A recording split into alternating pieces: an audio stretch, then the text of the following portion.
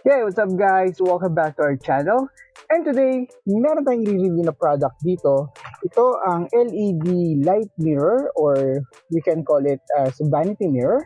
So ito yung mga mirror na pwede nating ilagay doon sa ating mga sun visor ng ating sasakyan. So just in case na yung sasakyan mo ay walang salamin or walang malinaw na ilaw para makapag-ayos ka ng iyong sarili sa loob ng sasakyan, I think this product will definitely help you. Alright, so tingnan naman natin kung anong nasa loob ng package. So, sa loob ng box, syempre, nandyan yung mismong vanity mirror natin. So, as you can see, yan, napakaganda ng mirror.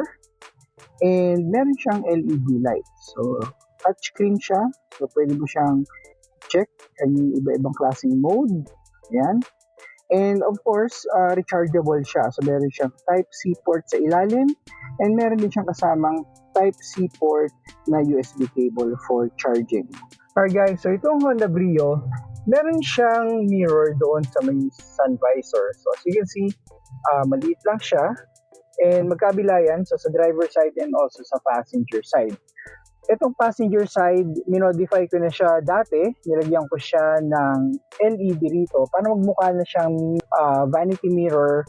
Yun nga lang, sobrang liit ng salamin niya. So if you're gonna compare that with the vanity mirror na i-install natin, napakalaki ng difference. So papakita ko sa inyo kung paano siya i-install, napakadali lang. Alright, so ganito lang siya kadali i-install. So meron siyang rubber strap sa may likod. So basically, ilalagay mo lang talaga siya literally doon sa mismong sun visor ng iyong sasakyan.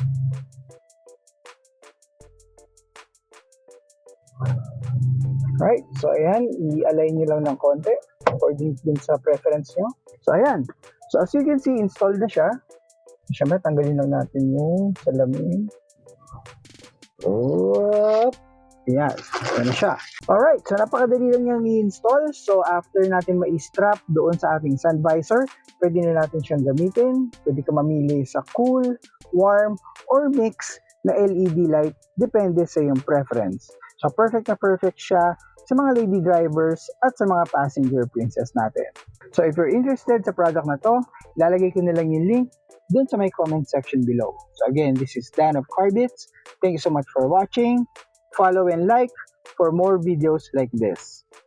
Bye!